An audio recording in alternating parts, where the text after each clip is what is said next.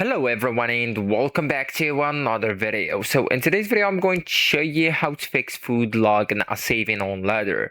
So if meals, calories or macros are not saving correctly and Ladder app on your iOS, I'm going to represent or to show you some or a few fixes for the issue. Okay, so as the first fix we have force closing and reopening the app. Okay, and to do that you will need to swipe up from the bottom of the screen just like that, and then just close the app completely. How so? Swipe it away or swipe it up and then just open it again. So find Ladder app and go and tap on it. Okay, so that way you will open it again and you will refresh it. So temporary sync bugs commonly stop food entries from saving properly.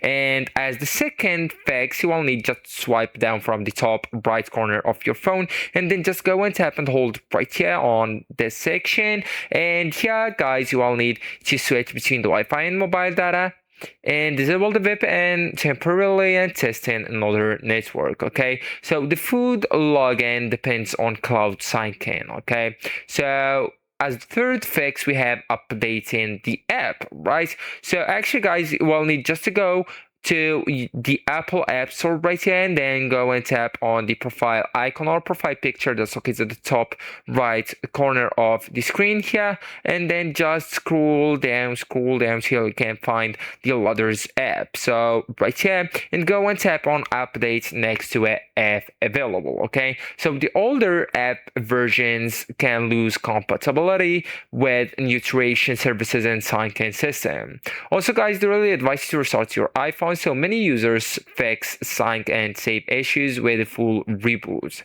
especially after app or iOS updates. So actually guys, that's it. This is the end of the video. Thank you so much for watching and goodbye.